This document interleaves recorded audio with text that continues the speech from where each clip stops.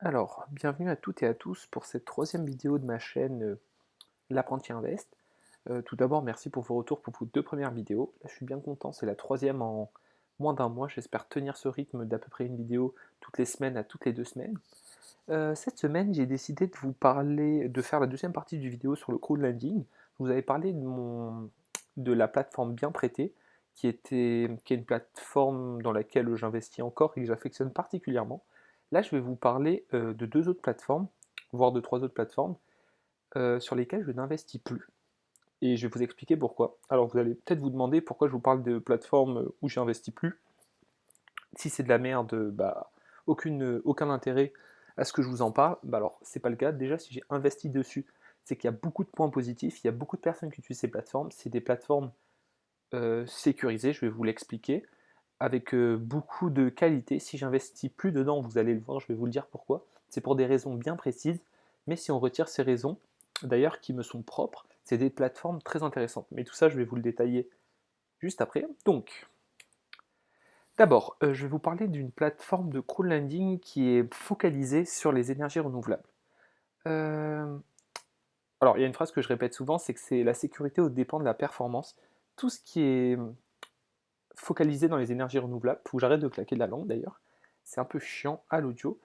C'est des, comment dire, c'est des investissements qui sont plutôt sûrs, il y a très peu de risques. Les énergies renouvelables, c'est quelque chose avec un avenir long et plutôt sécurisé, mais par contre, au niveau de la performance, vous allez voir, c'est des performances bien moins importantes que les plateformes comme Bien Prêté dont je vous ai parlé tout à l'heure, et de plateformes dans le co-funding ou co-lending immobilier dont je vais vous parler plus tard.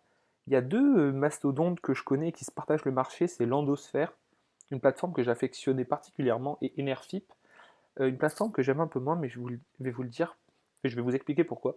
C'est plutôt un investissement de bon père de famille, puisque c'est plus sûr, quand on a des enfants, on a besoin d'assurer un bon revenu, mais au dépend de la performance.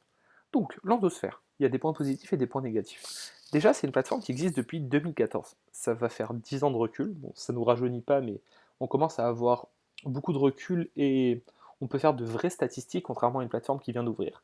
Il y a l'agrément AMF, la Haute Autorité des Marchés Financiers, enfin l'Autorité des Marchés Financiers, pardon. Donc ça, vous savez que c'est le b.a-ba. Je n'utiliserai jamais de plateforme non certifiée par l'AMF, ça c'est sûr. C'est une plateforme avec un taux de défaut et de retard impressionnant. Il y a 0% de défaut et 0% de retard supérieur à 60 jours. Il y a quelques retards entre 0 et 60 jours, mais très peu comparé aux autres plateformes. La plateforme en elle-même est très ergonomique, le site est beau, et ça c'est plutôt important, surtout quand on passe plusieurs heures à étudier les offres, et surtout bah, c'est une cause noble, les énergies renouvelables et l'entretien de notre planète, parce que c'est bien beau d'être riche, mais si on n'a plus de planète pour dépenser notre argent, ça ne sert à rien. Sur ces beaux mots, on va parler des points négatifs. Les taux moyens qui sont entre 5 et 7% brut. Pour la plupart, des fois ça monte un peu à 8, mais on n'atteint jamais les 10%. Alors, en France, on est soumis à la flat tax, donc si vous avez une imposition normale, vous êtes imposé à hauteur de 30%.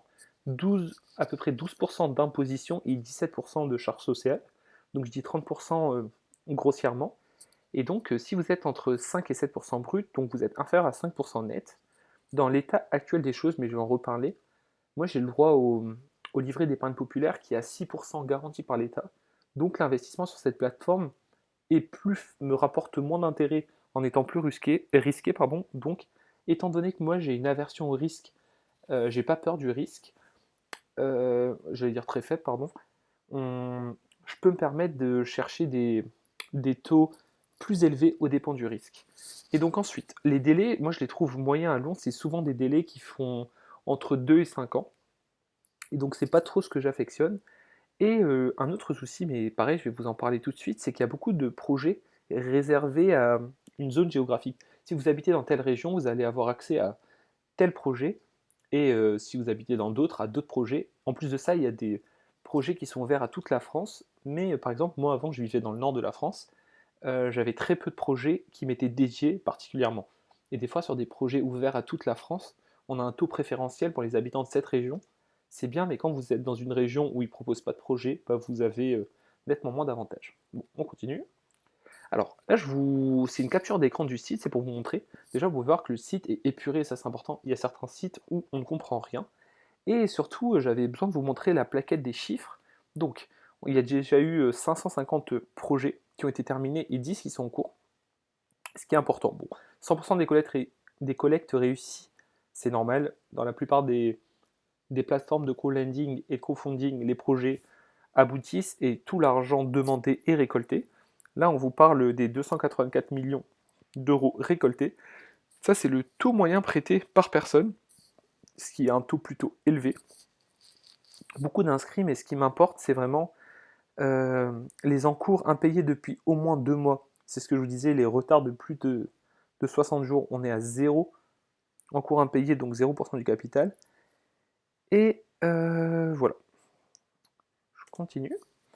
Alors là, c'est une... Pareil, j'ai fait beaucoup de captures d'écran que j'ai réorganisées pour vraiment avoir les informations précises et exactes. C'est une plateforme qui est agréée qui est agréée comme plateforme de financement participatif avec l'agrément PSFP.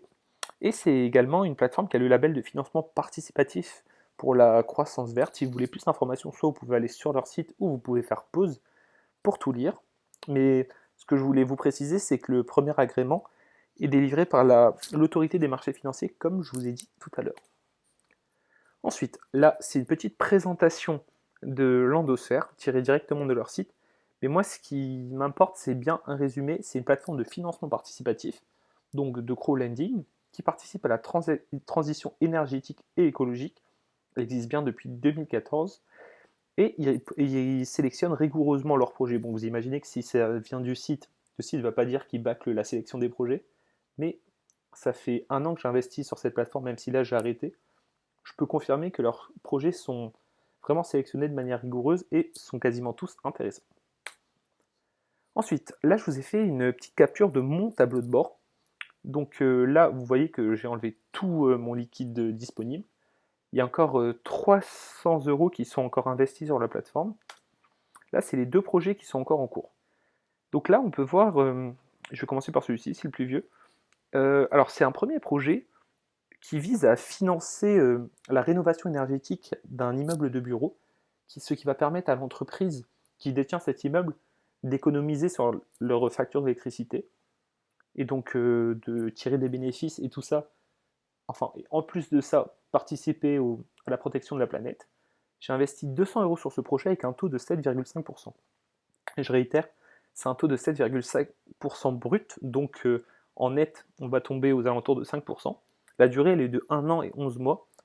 Malheureusement, c'est l'une des durées les plus faibles du site, parce qu'à l'inverse, là, vous voyez un autre projet du groupe Artea. Bon, alors c'est un groupe coté en bourse, mais l'action n'est pas folle, qui vise à financer un projet de panneaux photovoltaïques au niveau des toitures avec un taux de 8%, ce qui peut être bien. J'ai investi 100 € dessus, mais là vous voyez des durées qui peuvent aller jusqu'à 4 ans. Alors ça, c'est une capture d'écran des projets. Enfin, des projets, vous allez voir que j'avais fait une petite bêtise, vu que c'est le premier projet sur lequel j'ai investi, toute plateforme confondue. J'avais investi 400 € et j'ai perçu 400 € et 27 € de bénéfices. Et j'avais investi 3 fois, donc 400 € au total.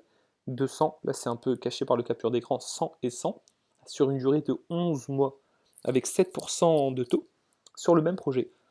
Est-ce qu'il faut le faire? Pas du tout, il y a assez de projets sur toutes les plateformes pour se diversifier. Là vous voyez que j'ai mis 400 €, sachant que j'ai pas un patrimoine de dingue non plus.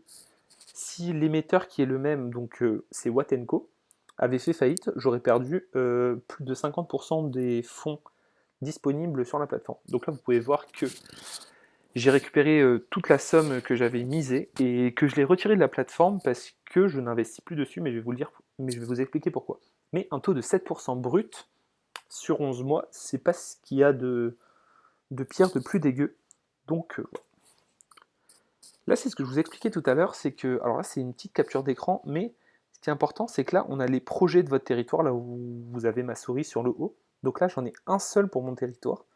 Alors, je ne sais pas si c'est mon territoire actuel ou on est encore dans le nord. Et là, on a des projets ouverts à tous qui sont là avec les différents promoteurs. Vous pouvez voir Total qu'on connaît, surtout quand on aime la bourse, et d'autres promoteurs plus, comment dire, plus spécifiques. Là, je vous ai montré, alors c'est le projet sur lequel j'avais investi, C'est juste pour vous montrer un exemple de projet.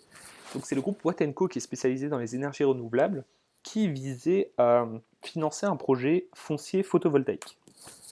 Donc là, vous pouvez voir la plateforme avec la maquette du projet. Donc encore une fois, je réitère parce que c'est rare. C'est une plateforme qui est vraiment agréable.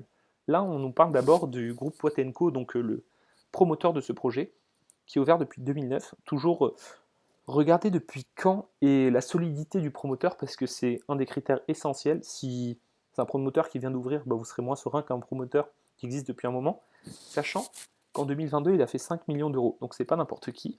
Ensuite, là, vous avez quelques chiffres en plus. Ce qui est important, c'est que, alors ça, c'est un vieux projet qui est déjà financé, mais au niveau de la collecte, on a une grosse collecte d'1,250 million. Là, vous pouvez voir qu'il y a eu 751 prêteurs. Et en divisant le premier chiffre par le deuxième, vous pouvez voir le prêt moyen. Là, c'est un projet qui est terminé, mais vous avez vu, ils m'ont déjà remboursé avec un taux annuel de 7%. Vous avez toutes les infos condensées, c'est ce que j'adore. Il n'y a pas de limite de montant maximum par prêteur. Contrairement à beaucoup de plateformes, vous pouvez investir autant que vous voulez, mais moi je vous conseille quand même de diversifier et de répartir vos fonds. Et j'avais déjà expliqué dans la vidéo précédente, que je vous invite à aller regarder avant celle-ci, le remboursement du capital est in fine, donc vous avez des versements d'intérêts qui sont réguliers. Là, c'est pas tous les mois, l'échéancier est fixé au départ du projet, mais le remboursement du capital entier de base a lieu à la fin de la période de prêt. Donc là, c'est la suite où on vous explique un peu le message du promoteur et du groupe, mais surtout, on vous explique pourquoi vous investissez sur ce projet en particulier. Donc là, le projet vise à financer 9 projets de foncier photovoltaïque. Juste là, on a la localisation des projets, le nombre de projets. Là, par exemple, dans le Tarn, il y avait 8 projets de foncier photovoltaïque avec la puissance attendue. Ce qui est important, c'est que là, on peut voir que c'est un promoteur qui est plutôt diversifié au niveau des localisations, et ce qui permet de réduire le risque quand même. La fiscalité, je vous en ai déjà parlé. En fait, tout ce blabla, ça représente le détail de la flat tax. En France, pour tout ce qui est bourse, crypto, crowdlending, on paye les prélèvements sociaux à hauteur de 17,2% si on le décide, d'être imposé à la flat tax, plus le taux forfaitaire d'impôt si on est imposable de 12,8%. Voilà, sauf si on est dispensé évidemment d'impôt. Ensuite, de toute façon, pour toutes les plateformes que je présente, les frais aux prêteurs sont totalement gratuits. La plateforme ne se rémunère pas grâce aux prêteurs, mais grâce aux porteurs du projet. Donc le promoteur emprunte 1 250 000 euros. Là, ils vont prendre 4% hors taxe, donc un peu moins, on va dire 4% d'1 million pour se financer. Bon, évidemment, il y a les mentions réglementaires que je vous inviterai à lire. Là, on peut voir que la localisation des 2 projets de foncier photovoltaïque, avec l'explication plus en détail de 5 centrales photovoltaïques. Ce qui est bien aussi, c'est qu'il y a une simulation de l'échéancier, où il vous explique bien à quel moment ils vont vous rembourser votre capital et vos intérêts. Là, par exemple, on peut voir que vu que le délai était inférieur à 1 an, ils payaient les intérêts à la fin du projet, en même temps que le remboursement du capital. Voilà, là, il y a quelques simulations d'autres projets qui ont déjà eu lieu. Et là, vous avez la simulation des remboursements. Voilà, quelques photos. Et là, alors, mes vidéos sont un peu trop longues, je ne vais pas vous expliquer, mais sur chaque projet de financement, il y a des montages financiers qui font que, là, en fait, quand vous faites du crowdlending, vous achetez des obligations, la plupart du temps. Et voici le montage qui s'utilise pour permettre de se financer. Ensuite, là, vous avez le label du promoteur et surtout un message du CEO de... Là, c'est le business développeur de Watt & Co. Donc, pourquoi je suspends? Alors, j'ai beaucoup parlé, mais tout ça pour dire que c'est une très bonne plateforme. On n'ira pas. Mais là, je suspends mes investissements sur l'endosphère parce que j'ai encore accès pour 1 an au livret d'épargne populaire qui est à 6% net garanti par l'État. Pour l'instant. Je tiens à dire pour l'instant parce que là, ils ont annoncé une baisse du taux entre 2 et 4%, je ne sais plus exactement. Et donc pour l'instant, on est super à l'endosphère, donc j'avais pas d'intérêt à investir dans quelque chose de plus risqué, sachant que l'État me garantissait 6% net, sachant que le reste de mon capital était investi en bourse et dans d'autres plateformes. Ensuite, comme je vous l'ai dit, moi je suis jeune, j'ai 24 ans, j'ai pas de famille à nourrir, je suis fonctionnaire de l'État, entre guillemets, je suis interne en médecine, Donc j'ai un salaire qui est plutôt assuré, donc je cherche du rendement, même si ça engendre forcément un accroissement du risque. Ensuite, pour moi, les fonds étaient bloqués trop longtemps. J'ai besoin de fonds de roulement, de permettre de jouer, d'utiliser mon argent en fonction des marchés. Mais par contre, je tiens à préciser, suspendre, ça ne veut pas dire arrêter. Ça reste une plateforme avec des projets solides. On ne sait pas ce que ça donne. Si ça se trouve, les livrets vont encore baisser. Pour rappel, à une période, le livret d'épargne populaire était rémunéré entre 1 et 2%. Et donc, dans ce cas, des projets entre 5 et 7%, comme on l'a vu là, ça pourra m'intéresser de nouveau. Mais voilà, tout ça pour dire que je ne crache pas sur la plateforme. C'est une plateforme que j'aime et que je continuerai à utiliser si l'occasion se présente de nouveau. Bon, pour parler du concurrent Enerfip, de la deuxième plateforme de financement en énergie renouvelable, il y a des problèmes similaires à l'endosphère, donc tout ce que je vous ai dit au niveau des délais, des taux, etc. Mais surtout, Enerfip, même à l'époque où j'utilisais encore l'endosphère, j'ai jamais aimé Enerfip, j'ai que 90 € dessus. La plateforme, elle est beaucoup moins ergonomique. Il y a de plus en plus de projets internationaux, c'est cool, et c'est pas cool puisque ça engendre des complications administratives. Pour certains d'entre vous, vous allez me dire, mais tu te fous de nous, c'est super facile à gérer. Parce que moi, j'ai pas vraiment le temps et j'ai pas l'envie non plus. Sur certains projets, vous serez imposé localement au niveau du pays où a lieu le projet.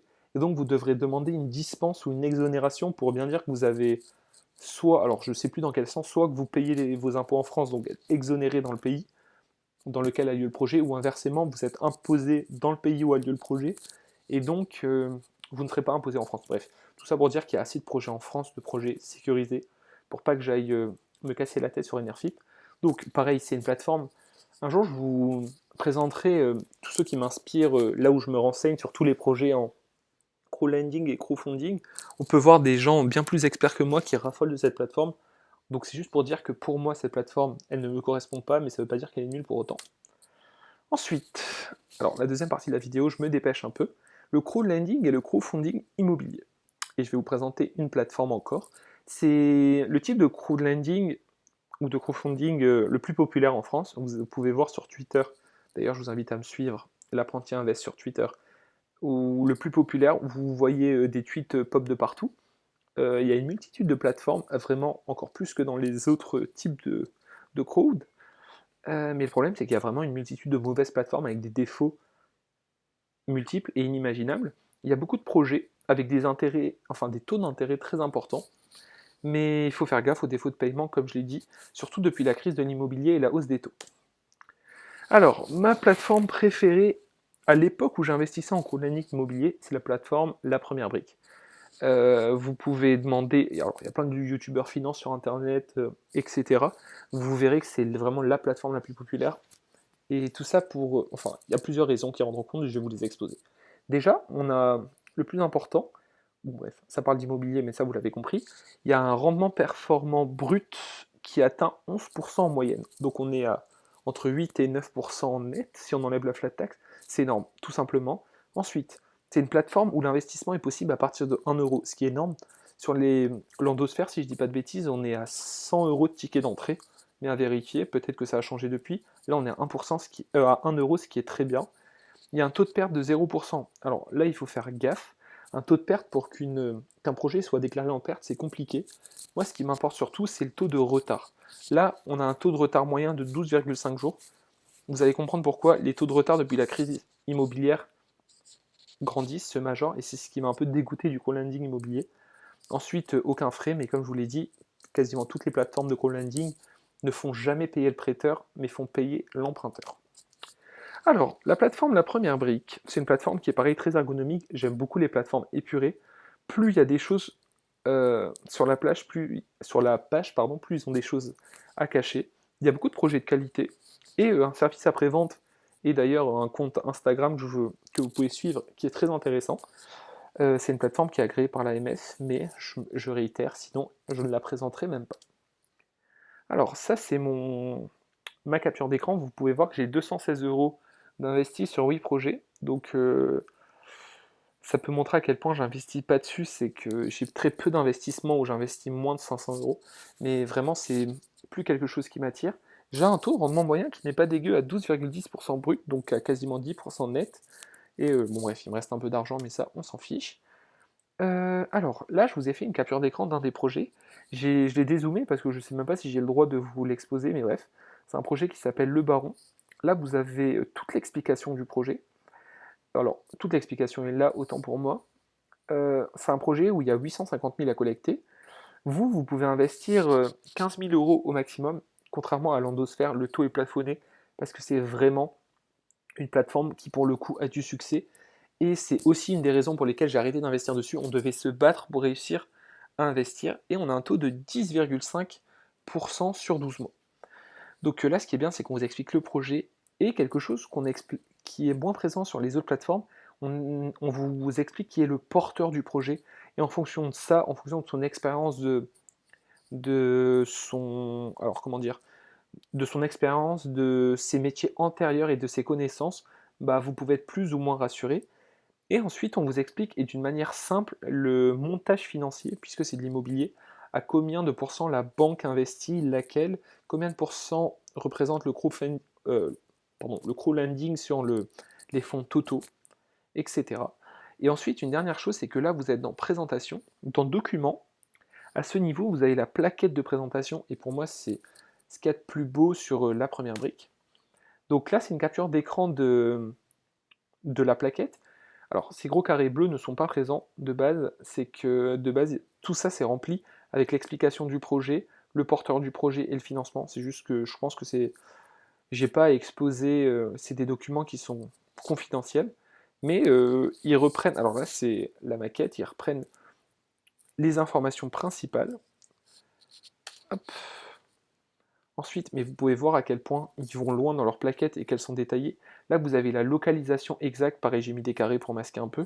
Et en fonction du mode de déplacement, on vous indique vraiment le temps de transport pour atteindre chaque zone, par exemple l'approche du Havre, ce qui est très important parce que quand vous investissez en immobilier, vous avez besoin de savoir s'il y a enfin, si au niveau des déplacements à pied, ce que vous pouvez trouver autour, en voiture, en transport en commun, franchement, ils vont vraiment très loin. Pareil, là, un diagramme avec le nom, et alors ça m'épate, toutes les structures de santé autour, donc là il y en avait 5 ou 6 de présents, tous les lieux de restauration autour du projet, donc du bien immobilier que dans lequel vous allez investir, tous les commerces, toutes les écoles, tous les loisirs, et plus la zone est riche, enfin est riche d'infrastructures, plus votre projet a de chances d'être revendu après, et vous avez des chances d'être remboursé. Franchement, je trouve ça fou. Mais pourquoi, là je suis en train de vous vendre monts et merveilles sur cette plateforme, vous allez dire je suis un peu fou, pourquoi je suspends mes investissements sur la première brique?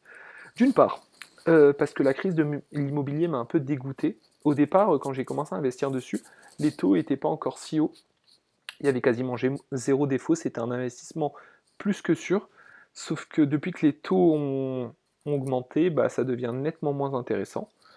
Ensuite, bah, la suite, c'est ce que je vous explique, c'est en raison de la hausse des taux immobiliers que les acheteurs ont de plus en plus de mal à avoir des crédits, et donc ils ont de plus en plus de mal à racheter tous ces projets, toutes ces infrastructures, soit qui sont divisés par des marchands de biens ou qui sont rénovés. Ensuite, il y a trop de concurrence sur, d'une part, le marché de l'immobilier et sur les plateformes de financement en immobilier, donc les prix vont commencer à baisser et les promoteurs vont commencer à avoir du mal à rentrer dans leurs frais. Et ensuite, moi je suis attiré, alors c'est un peu un rêve de gosse, je suis un peu plus attiré par l'immobilier physique locatif. Et donc si je touche à ce secteur qui est l'immobilier, et je diversifie beaucoup par catégorie et pas par plateforme, je préfère investir dans l'immobilier physique.